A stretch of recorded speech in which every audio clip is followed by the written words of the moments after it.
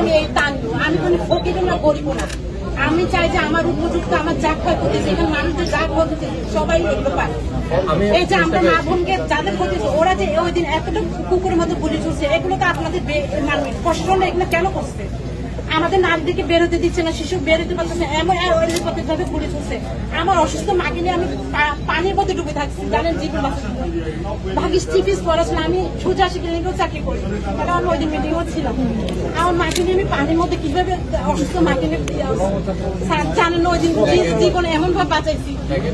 আমার আমি তার নেওয়ার জন্য আসি, আমি আমার দুঃখের কথা বলতে দুঃখের কথা শুনবো। আমি চাই এখানে 20 কোটি না, এখানে 50 কোটি দিলে আমাদের এই ক্ষতিপূরণ হবে না। ঠিক আছে, আমরা চাই না, আমরা এখানে আপনাদের কাছ থেকে ভিক্ষাও নিতে আসি,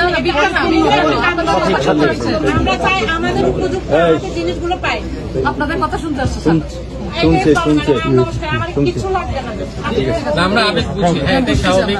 আমরা আপনাদের সাথে জেলা পরিষদে কি করতেছেন একটু কি করবো, যা করার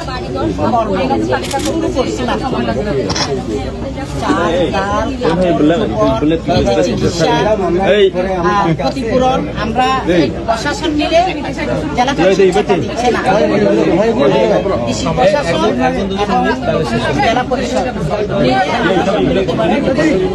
যা পারি মানে পর্যাপ্ত পরিমাণ মতো তাদের যা ক্ষতি হয়েছে এটা জীবনেও কেউ পূরণ করতে পারবে না। যেই জিনিস